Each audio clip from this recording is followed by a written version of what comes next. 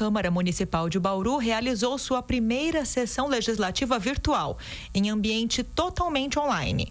Os trabalhos dos vereadores foram transmitidos pela TV Câmara, Rádio Câmara e pela internet. Nessa primeira sessão, com esse formato, a preocupação com as ações do poder público frente à pandemia do Covid-19 em Bauru dominou os pronunciamentos dos vereadores. Um dos projetos que entraram na pauta foi de autoria da vereadora Chiara Ranieri. O texto autoriza a Prefeitura a tomar medidas excepcionais durante o período de pandemia. O relator da matéria na Comissão de Justiça, o vereador Coronel Meira, solicitou parecer da consultoria jurídica da Casa sobre o projeto. A alegação dele é vício de iniciativa. Bom, nós conversamos agora para a TV e Rádio Câmara Bauru com a vereadora Chiara Ranieri. Vereador, o projeto autoriza a Prefeitura a utilizar os recursos dos fundos municipais, em especial os superávites da arrecadação relativa aos exercícios de 2019 e 2020 até agora. Primeiro, quais são os fundos previstos? E o Coronel Meira, que é relator do projeto, sugeriu a utilização de 30 milhões do fundo da estação de tratamento de esgoto. Como a senhora avalia essa sugestão? O projeto de lei que apresentei, ele autoriza a transferência dos recursos dos fundos municipais que tiveram superávit no exercício financeiro de 2019, então ali ficaram recursos, e também já as receitas arrecadadas já em 2020. Dos 19 fundos municipais que nós temos no município, ligados ao executivo de forma direta, nós selecionamos os 9 fundos que não têm vinculação de verba carimbada, né? Então, estes fundos, eles podem ter os seus recursos transferidos para a conta geral da prefeitura e podem ser utilizados pelo prefeito numa necessidade ao combate do Covid-19. São os fundos municipais do meio ambiente, de manutenção e ampliação do zoológico, de desenvolvimento esportivo, de promoção de atividades culturais, de turismo, de aquisição de obras de infraestrutura, de habitação, o Fundo Especial de Defesa, que é da agricultura, e o Fundo de Manutenção do Corpo de Bombeiros. Esses fundos totalizam hoje aproximadamente 20 milhões de reais. Tá? E aí nós colocamos ainda algumas situações específicas, como por exemplo, o fundo de aquisição para as áreas que são de áreas para obras de infraestrutura, eles poderiam ser utilizados, né? Mas teriam que também contar com uma programação de restituição integral dos valores que estão no fundo e que seriam transferidos para a prefeitura. Então, esses valores teriam que ser retornados para esse fundo, né? Também é importante, né, nós falarmos que os demais fundos não foram colocados no projeto, porque como eles têm uma vinculação direta, por exemplo, o fundo da saúde, da educação, da assistência social, né? E eles também, nesse momento, estão sendo usados para o Covid-19, né? E precisariam de uma legislação específica, né? Já que a verba é carimbada, nós não tratamos dessa questão neste projeto de lei. Esse projeto, ele permite a autorização pelo executivo dos recursos ali, mas nós entendemos que são fundos que são possíveis de terem os seus recursos utilizados. Já o fundo da estação de tratamento de esgoto, ele é um fundo vinculado. Ele foi criado para uma única destinação específica, que foi a construção da estação de tratamento de esgoto. Existe, inclusive, uma pactuação com o Ministério Público federal.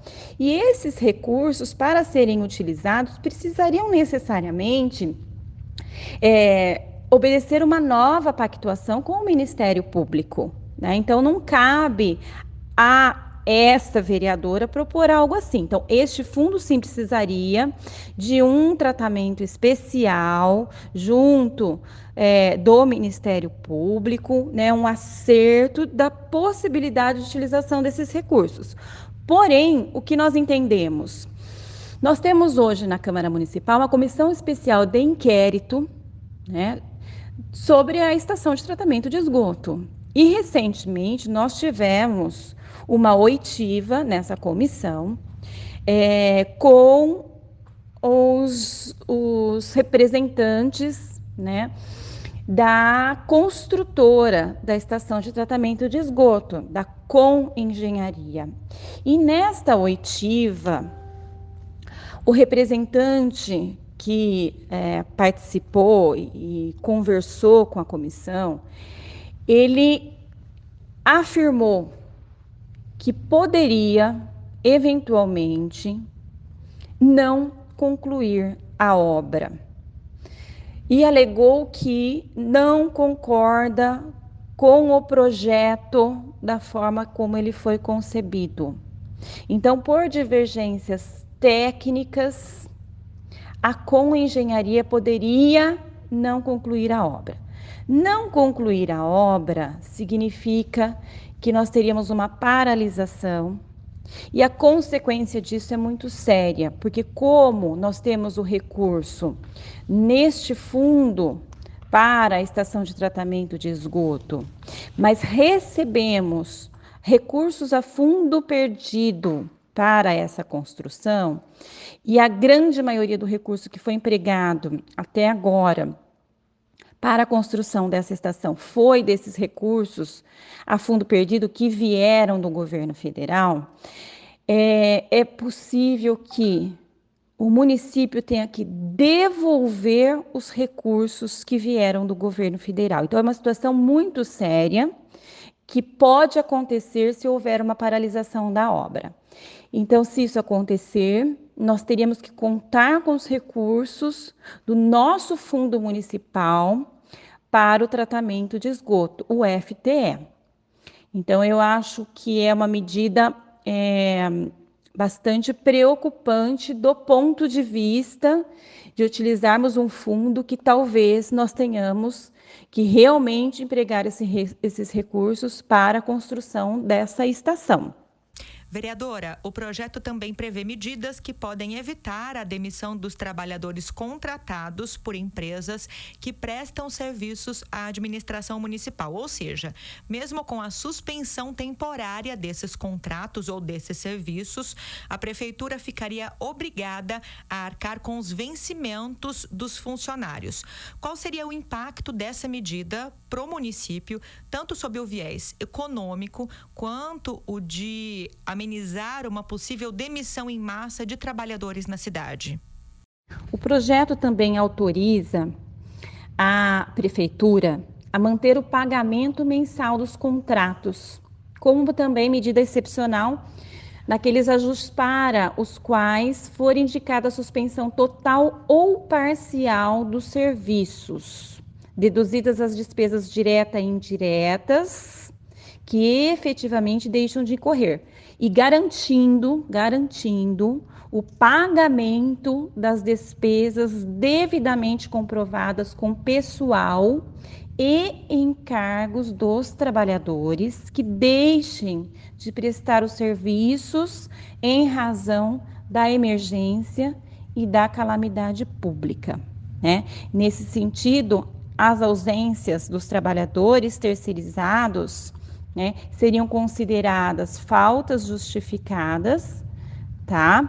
E a administração poderia ainda, né, como medida alternativa, determinar que estes trabalhadores deixem de prestar os serviços na unidade para que foram contratados e pudessem executar esses serviços em outros órgãos da administração pública municipal, né, que tenham a necessidade de profissionais nestas mesmas atividades.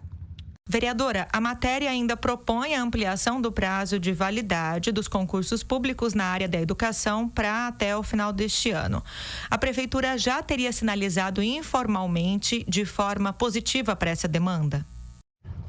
Os concursos públicos para os cargos de servente, secretário e diretor de escola, e ainda para professor e professor substituto na educação básica, do infantil, do especial e do fundamental, né? Que vencem agora, alguns vencendo já agora no mês de abril, outros agora no meio do ano, em julho, né? Também ficariam prorrogados até o final deste ano. Isso porque nós temos hoje um fechamento da FUNPREV. E com esse fechamento, as solicitações de aposentadoria também não estão sendo encaminhadas.